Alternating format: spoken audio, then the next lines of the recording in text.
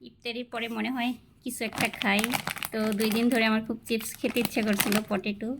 সেজন্য 2 packet potato chips নিয়ে আসলাম। সাথে তাসনিমের জন্য অরিও বিস্কুট, আর সে কেক বানায় মাঝে মধ্যে, ডেকোরেশন করার জন্য কিছু চকলেট চিপস নিয়ে আসলাম।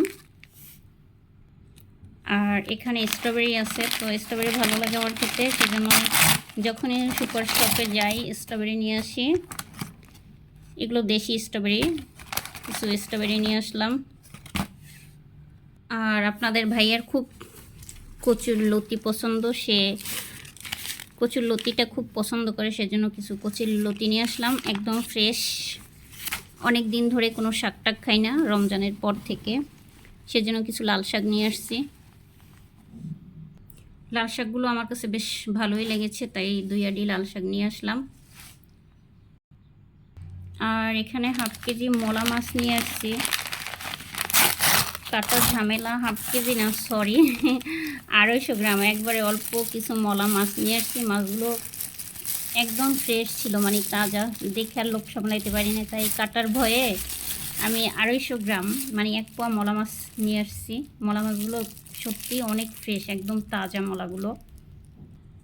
আর আমার সাথে সবসময় যেটা হয়, একটা সবজি কেনার পরে যখন ঘুরে দেখি বাজারে আরেকটা সবজি ভালো, মানে সিমের বেলা এটা আমার সাথে প্রায় হয়ে থাকে।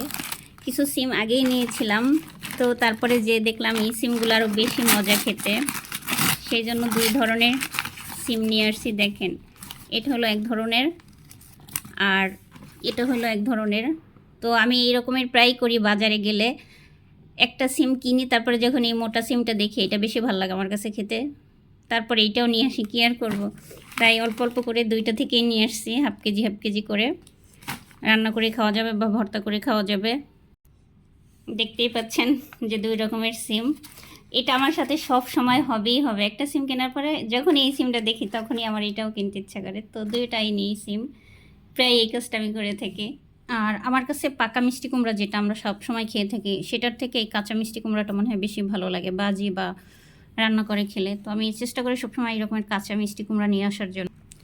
আদা নিয়ে আসলাম হাফ কেজি। আর এখনকার দেশি আদাগুলোর ভিতরে উপরে ভালো থাকে, কিন্তু ভিতরে অনেক পোকা থাকে, সেজন্য একটু বড় আদাগুলো, যেগুলো চায়না আদা নিয়ে আসলাম। জানি না এগুলোর ভিতরে কী আছে। দেশি আদা কিনলে অর্ধেক ফালানো যায়, এত পোকা থাকে আদাগুলোর ভিতরে ইদানিং। আর এখানে আছে বেগুনের জন্য বেগুন।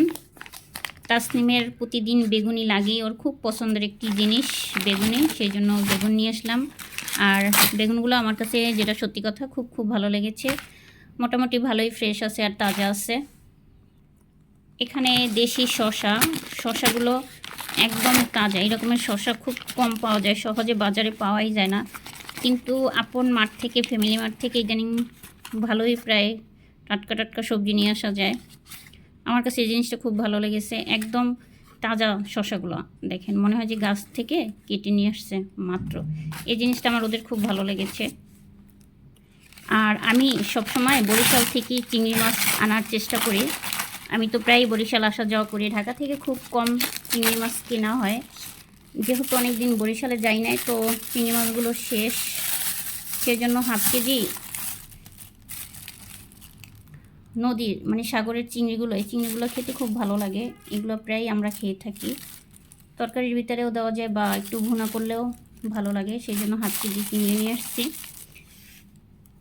এই তো টুকটাক আজকে আমার বাজার, রোজার ভিতরে আমি বেশি যাই না বাজারে, আপনাদের ভাইয়াই করে, তারপরেও মাঝে মধ্যে যেতে হয়।